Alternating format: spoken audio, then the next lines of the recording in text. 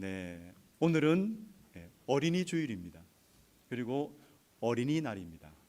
네, 우리 손주들에게 외손주든 손주든 또 그들을 또 축복하고 또 그들에게 선물하고 참 사랑의 손길로 그들을 돌보는 우리 모든 성도 여러분 되시기를 주님의 이름으로 축복합니다. 가정 가운데 하나님의 사랑이, 하나님의 은혜와 평강이 가득하시기를 주님의 이름으로 축복합니다. 아멘. 존 드레셔가 지은 책 어린이가 꼭 들어야 할 7가지 말이 있습니다. 첫 번째 말, 너는 중요한 사람이야. 두 번째 말, 불안해하지 마. 세 번째 말, 너를 있는 그대로 인정해. 네 번째 말, 너를 사랑해. 다섯 번째 말, 참 잘했어. 여섯 번째 말, 그건 안 된다. 그리고 일곱 번째 말, 너는 하나님의 자녀야. 이런 말입니다. 네, 우리 성도 여러분, 우리 어린이들에게 이 보배로운 말을 들려주시기 바랍니다. 저는 이 중에서 세 번째 말, 너를 있는 그대로 인정해, 수용하고 용납하는 말입니다. 어린이는 있는 그대로 받아들여질 때 자기 존중감을 가진 사람으로 자랄 수 있게 됩니다. 어떤 한 청년의 이야기입니다. 자신의 어린 시절을 회상하면서 이렇게 말했습니다. 나는 나 자신이 어떤 일을 제대로 했다고 느낀 적이 한 번도 없습니다. 부모님은 늘 흠을 잡으셨습니다. 그래서 계속 좌절을 경험했고 결국에는 스스로 어떤 일을 한다는 것에 대해서 내적인 두려움이 생겼습니다. 나를 신뢰하던 어떤 한 분이 아니었더라면 직장을 갖거나 중요한 결정에 대한 책임을 질 만한 자신감이 없었을 것입니다. 이런 한 청년의 고백인데요. 이 아이들, 우리 어린이들이 비판을 계속 받으면서 그렇게 자라게 되면 거절감과 함께 자신에게 부족감이 생깁니다. 부족한 느낌, 자신이 참 부족한 사람이구나 하는 그런 부적절한 느낌을 가지고 자라가게 되죠. 그래서 자존감이 낮아지는 거죠. 여러분, 우리 부모가 이 자녀를 잘 이해한다라고 착각할 수가 있습니다. 이런 이야기가 있습니다. 어느 날 이 자녀가 가장 친하게 지내던 친구가 다른 친구들 앞에서 자신을 따돌렸던 거예요. 이런 좀 상하는 일이 있었어요. 자신을 따돌렸다고 참 속상해하는 그런 경우가 있었습니다. 여러분, 부모로서 이런 자녀 앞에서 여러분 어떻게 반응하시겠습니까? 제가 여러 유형을 한번 말씀드리겠습니다. A형 부모의 말입니다. 거 봐, 내가 뭐라고 했어? 걔 이상하다고 했지? 이렇게 반응하는 부모. B형 부모의 말입니다. 그래서 너는 가만히 있었어? 내가 뭐가 부족하니? 왜 그렇게 당하고만 사니? 이렇게 반응하는 부모가 있죠. 그리고 C형 부모의 말입니다. 내가 내일 학교에 가서 다 해결해 줄게. 너 걱정하지 마. 이렇게 반응하는 부모이죠. 우리 성도 여러분은 어떻게 반응하시나요? 과거 자녀를 키우시면서 어떻게 반응하셨는지 한번 돌아보시기 바랍니다. 이 상처받은 자녀가 정말 가장 듣고 싶었던 말은 너 괜찮아? 이런 말이었어요. 그러니까 너 정말 속상하겠다. 너 마음이 참 속상하겠다. 이런 말인 것이죠. 여러분, 이것이 어떤 말입니까? 공감입니다. 공감. 아마 공감을 받으면 우리 자녀들이 위로를 받을 거예요. 여러분, 우리가 공감을 받으면서 살지 못했기 때문에 이런 공감의 언어를 잘 못할 수 있습니다. 그래서 공감하는 훈련을 우리도 받아야 됩니다. 여러분, 우리 자녀들에게 공감해 줄 수 있는 그런 부모님 되시기를 바랍니다. 아멘. 사랑의 언어 중 한 가지는 이 용납과 공감의 언어입니다. 이 공감이라는 말이 다른 사람의 신발을 신어보는 것, 이런 말로 표현할 수가 있어요. 우리 히브리서 4장 15절을 보면 이 공감과 비슷한 말이 있습니다. 우리 히브리서 4장 15절 제가 읽어보겠습니다. 우리에게 있는 대제사장은 우리의 연약함을 동정하지 못하실 이가 아니요 모든 일에 우리와 똑같이 시험을 받으신 이로되 죄는 없으시니라. 여러분, 여기서 공감과 비슷한 말을 찾아본다면 어떤 말일까요? 바로 동정이죠. 개역 한글 성경에서는 이 동정을 체휼이라는 말로 사용했습니다. 무슨 뜻입니까? 함께 아파하고 고통하는 것. 그러니까 상대방의 형편과 처지를 전인격적으로 이해하는 것. 이것이 바로 체휼입니다. 예수님께서 그렇게 우리를 체휼하십니다. 예수님께서 친히 사람이 되셨습니다. 그리고 우리와 똑같이 연약함을 경험하셨다라는 거죠. 여러분, 시험을 당하셨기 때문에 우리의 형편을 누구보다도 잘 이해하시는 분, 바로 그분이 예수 그리스도이십니다. 참, 우리는 예수님을 통해 보여주시는 하나님의 사랑, 이 사랑이 어떤 사랑이죠? 이 사랑은 체휼하시는 사랑입니다. 여러분, 이 사랑에 놀라운 힘이 있습니다. 어떤 힘이요? 하나님의 사랑은 우리를 믿음과 사랑의 삶으로 이끌어가는, 인도해 가시는 힘이 있습니다. 여러분, 그 사랑을 다시 한번 상기하는, 다시 한번 깨닫는 이 시간 되시기를 바랍니다. 구체적으로 말씀을 한번 보겠습니다. 오늘 본문 요한일서 5장 1절 2절 말씀 우리 같이 한번 읽겠습니다. 시작. 예수께서 그리스도이심을 믿는 자마다 하나님께로부터 난 자니 또한 낳으신 이를 사랑하는 자마다 그에게서 난 자를 사랑하느니라. 우리가 하나님을 사랑하고 그의 계명들을 지킬 때에 이로써 우리가 하나님의 자녀를 사랑하는 줄을 아느니라. 아멘. 여러분, 우리가 어떠한 사람들이었습니까? 길을 잃고 방황하는 한 마리의 양과 같은 사람이었습니다. 그냥 더러운 더러운 흙먼지 같은 죄를 뒤집어 쓰고 살아가던 사람, 바로 우리가 그 사람이었어요. 그런데 참으로 그 흙먼지 같은 죄를 다 씻어주시고 새로운 옷을 입혀주셨어요. 하나님은 정죄와 진노가 아니라 믿음으로 의롭다 하시고 우리에게 은혜를 주시사 양자로 삼아주셨습니다. 그래서 예수 그리스도를 통해 이러한 은혜를 누리는 성도는 그 어떤 것으로도 갚을 수 없는 하나님의 사랑을 찬양하지 않을 수가 없습니다. 그렇습니까? 하늘을 두루마리 삼고 바다를 먹물 삼아도 한없는 하나님의 사랑 다 기록할 수 없겠네. 찬송가 304장이죠. 그 크신 하나님의 사랑. 여러분, 하나님의 사랑을 받은 사람마다, 하나님의 사랑을 경험한 사람마다, 성도마다 이 하나님의 크신 사랑을 찬양하시기 바랍니다. 이 찬송을 부르며 믿음의 삶을 살았던 한 여인이 있었습니다. 이 여인, 1974년 빌리 그레암 전도단에서 찬양자로, 찬양사역자로 섬겼던 분이에요. 김 윅스라는 분이에요. 이 김 윅스, 그녀는 한국 전쟁 때에 시각장애인이 되고 말았습니다. 전쟁의 그 아픔으로 고아가 되고 말았고, 그런데 하나님께서는 그를 긍휼히 여겨주셔서 미국의 크리스찬 가정으로 입양을 시켜주세요. 이 홀트 아동복지회의 도움으로 그렇게 크리스찬 가정에 입양이 되었고 예수님을 믿고 성악가가 됩니다.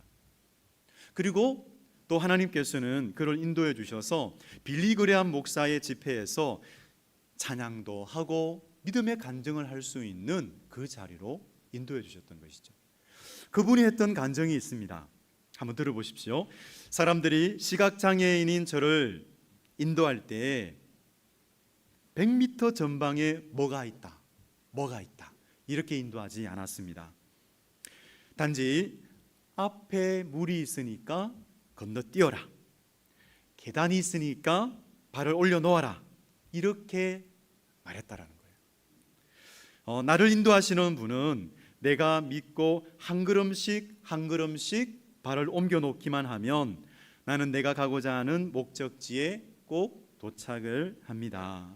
하나님께서 우리를 인도하시는 방법이 이렇습니다. 이와 같습니다.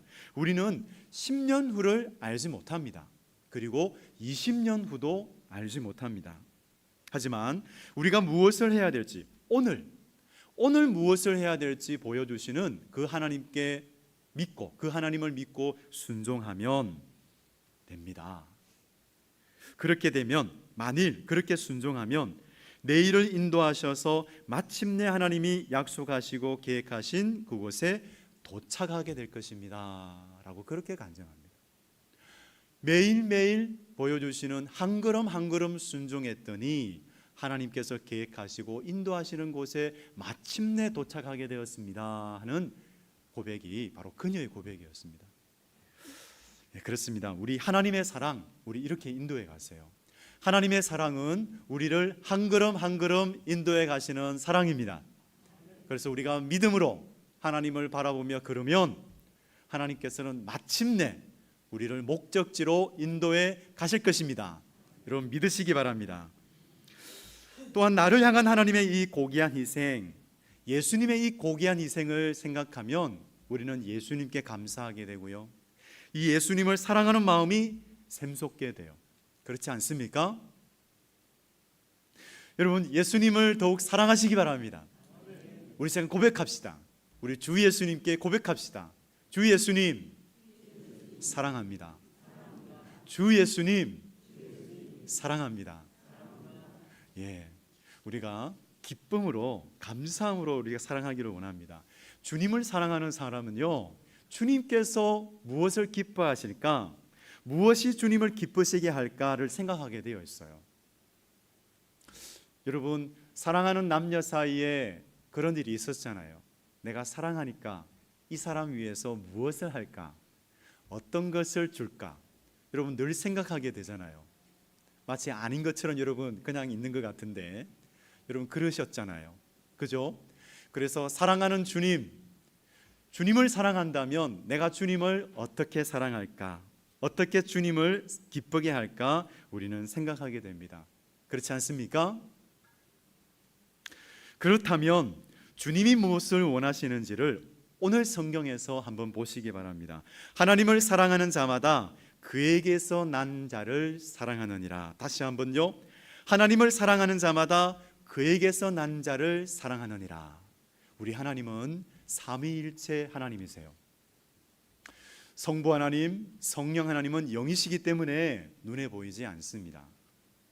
성자 하나님은, 성자 예수님은 성천하셔서 하나님 보좌 우편에 앉아 계십니다. 정말 눈에 보이지 아니하시는 그 하나님이 세상 가운데 드러나시는 경우가 있는데 언제일까요? 바로 우리가 하나님의 계명을 실천할 때입니다.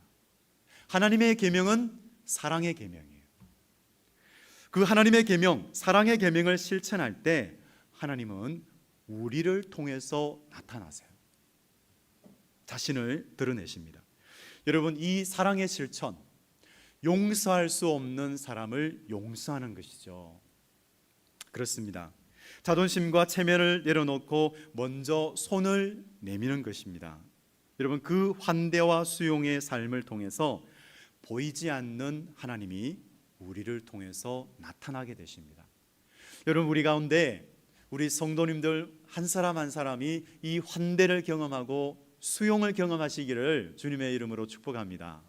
여러분 그래서 이 시간 우리 옆에 있는 성도님들을 보시면서 우리 시간 축복할까요? 하나님이 당신을 사랑하십니다 라고 축복하겠습니다.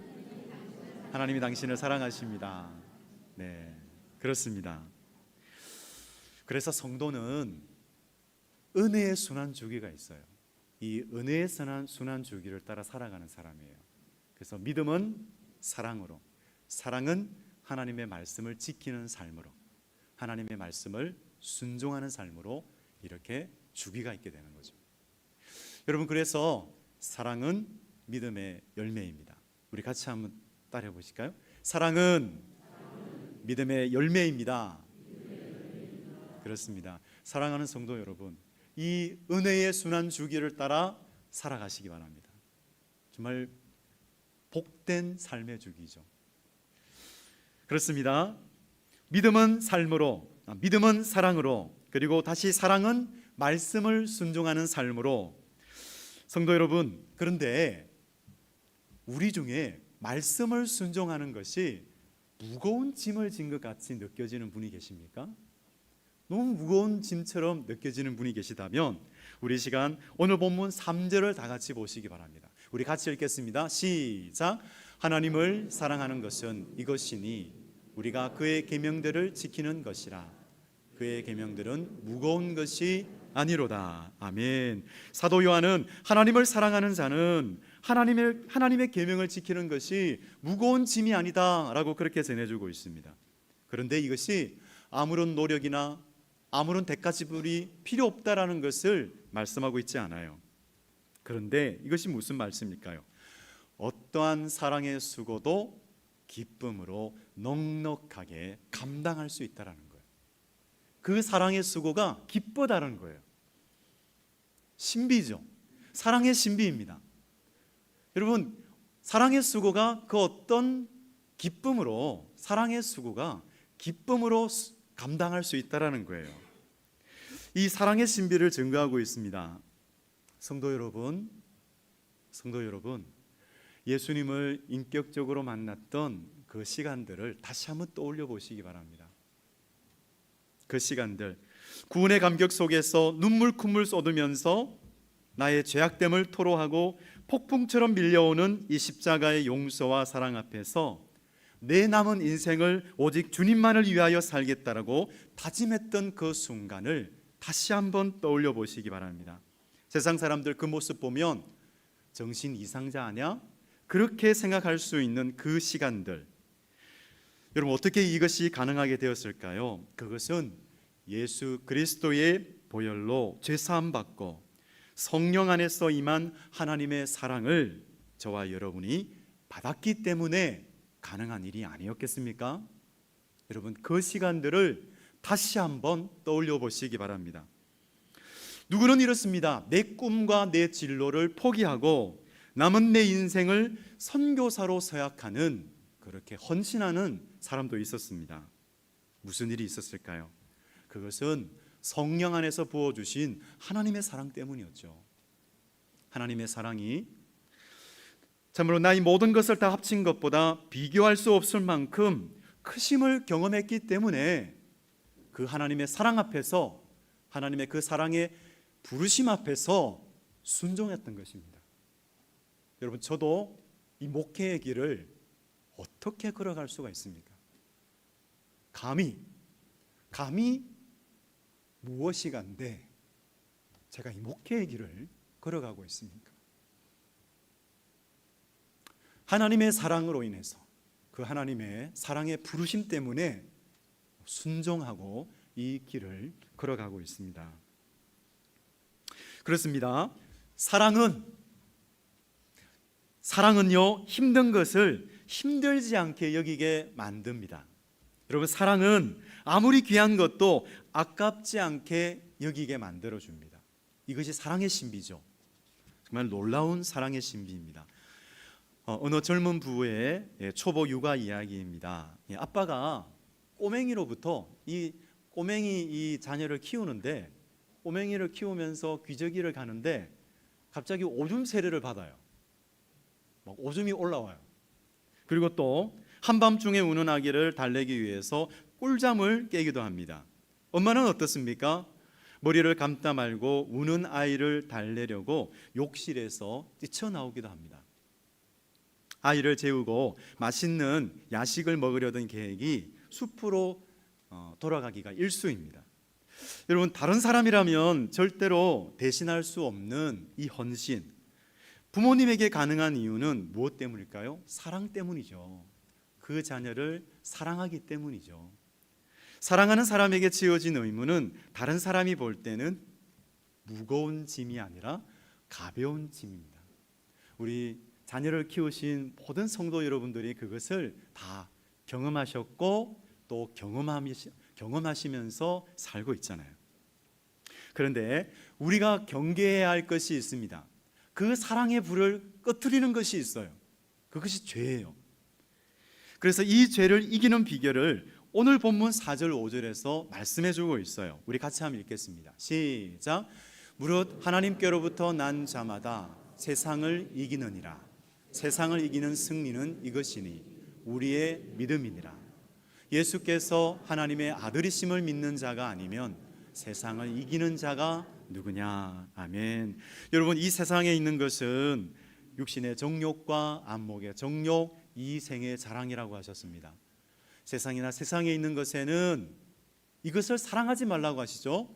하나님의 사랑이 이것에 없다라고 하셨죠.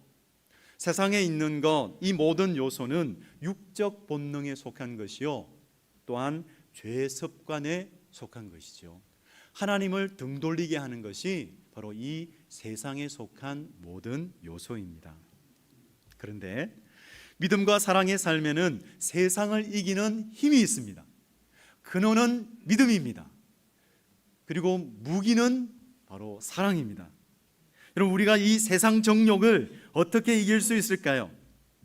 우리가 예수님과 믿음으로 연합되어 있기 때문에 우리는 이길 수 있어요. 세상을 이기신 예수님과 연합되었기 때문에 우리는 이길 수가 있습니다. 믿음의 주여 또 온전케 하시는 이인 예수를 바라보자. 믿음으로 예수를 바라보는 자마다 이 세상의 것을 이길 수 있는 힘을 얻게 될 것입니다. 여러분, 예수님을 사랑하는 자마다 세상의 정욕을 이기게 될 것입니다. 여러분, 그렇습니다.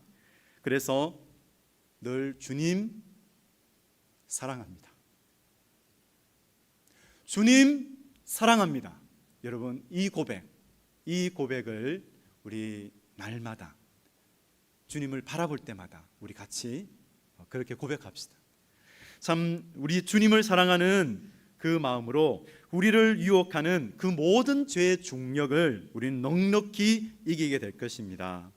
여러분, 하나님은 그런데 우리의 힘으로 주위에 있는 사람을 사랑하라 하지 않으시고 성령님께 순종하라고 말씀하세요. 성령님께 순종하라.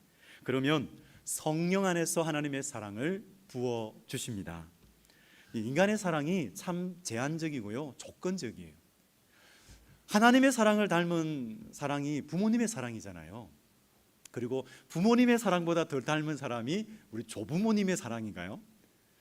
예, 조부모님의 사랑. 그런데 우리 인간의 사랑은 조건적일 때가 많아요. 자기중심적일 때가 많다라는 것이죠. 그런데 참 자기 기분과 환경에 따라 달라지는 사랑, 참으로 제한적인 사랑, 이 사랑이 우리 성령님께서 우리에게 사랑을 부어주시면 우리를 조건 없는 하나님의 그 사랑의 길로, 그리고 나의 한계를 뛰어넘게 하는 사랑을 가능하게 하십니다. 여러분, 그 일이 오순절 성령 강림 사건 이후에 일어났어요. 하나님은 분명히 너희에게 성령이 임하시면 예루살렘과 온 유대와 사마리아와 땅끝까지 이르러 내 증인이 되리라 하셨는데, 유대인들은 자기 민족에게만 복음을 전했어요. 그런데 하나님께서는 그들을 흩으셔서 원수같이 여겼던 사마리아인에게도, 이방인에게도 하나님의 복음을 전할 수 있게 하십니다. 여러분, 참 손양훈 목사님 아십니까? 사랑의 원자탄이라는 별명을 가졌던 이 손양훈 목사님, 자기 아들을 죽인 그 사람을 자기 양자로 삼잖아요. 어떻게 그런 일을 행할 수 있을까? 또 데미안 신부님을 아십니까? 그 하와이에 있는 한센병 환자를 돌봤던, 그들에게 복음을 전했던 신부님. 근데 그 데미안 신부님이 그들에게 찾아가서 하나님의 사랑을 전하려고 했는데 거절받아요. 떠나라. 왜냐하면 당신은 건강한 사람이 아니냐, 우리는 당신을 받아줄 수 없다. 그러니까 이 데미안 신부님이 그 이 한센병 환자와 같은 그런 처지가 되게 해달라고 기도를 했다라는 거죠. 참으로 어떻게 해서 이런 일을 행할 수 있을까? 정말 저는 이 손양훈 목사님을 생각할 때마다 어떻게 그렇게 할 수 있을까? 이 예화를 제가 말씀드리기가 참 부담스러웠어요. 저는 참 망설여지는 분이셔요. 제가 한 목사님이 이 손양훈 목사님을 존경합니다 하고 그렇게 예화를 사용하던 예화로서 말씀하시던 분이 있었거든요. 그래서 어떻게 저렇게 이 손양훈 목사님을 존경한다라고 그렇게 말씀하실까? 참 인간의 이성과 정서로는 도저히 불가능한 사랑을 하신 분인데, 성도 여러분, 그런데 이 손양훈 목사님이 그런 사랑을 베풀 수 있도록, 데미안 신부가 그런 사랑을 베풀 수 있도록 하신 것은 자기의 힘이 아니라 성령 하나님이셨음을 믿습니다. 그렇습니다. 혹시 저와 여러분 가운데, 아니 여러분 가운데 내가 사랑할 수 없는 사람이 있으신가요? 만일 정말 사랑하고 싶은데 너무 힘겹다, 어렵다, 이런 마음이 드시는 분이 있다면 오늘 이 한번 고백을 한번 들어보시기 바랍니다. 이 고백은 민혜숙 한 성도님의 믿음의 고백입니다. 제목은 하나님의 사랑으로 사랑합니다. 한번 들어보시기 바랍니다.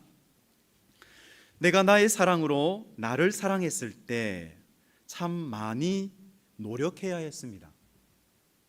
더 나은 내가 되기 위해서. 내가 나의 사랑으로 남편을 사랑했을 때 참 많이 울어야 했습니다. 남편을 나의 사람으로 만들기 위해서. 내가 나의 사랑으로 아이들을 사랑했을 때 참 많이 화를 내야 했습니다. 아이들을 잘 키워야 한다는 욕심 때문에. 내가 나의 사랑으로 이웃을 사랑했을 때 참 많이 참아야 했습니다. 그들을 사랑해야 한다는 윤리 때문에, 아마 의무감 때문에. 이제는 하나님의 사랑으로 사랑합니다. 더 큰 사랑으로 사랑을 하니 사랑하는 일이 쉬워졌습니다. 사랑하는 일이 기쁨이 됩니다. 사랑하는 일이 감사가 됩니다. 여러분, 이 민혜숙님의 이 고백이 저와 여러분의 고백이 되어지기를 원합니다. 정말 사랑하는 일이 기쁨이 됩니다. 사랑하는 일이 감사가 됩니다. 사랑하는 일이 쉬워졌습니다. 여러분, 이 하나님의 사랑으로 인해서 사랑하는 일이 점점 쉬워지시기를 주님의 이름으로 축복합니다. 그렇습니다. 우리에게도 성령 안에서 부어주시는 이 하나님의 사랑 안에서 서로 용서하고 서로 환대하는 그런 사랑의 사람, 저와 여러분 되시기를 주님의 이름으로 축복합니다. 우리 이 시간 같이 잠깐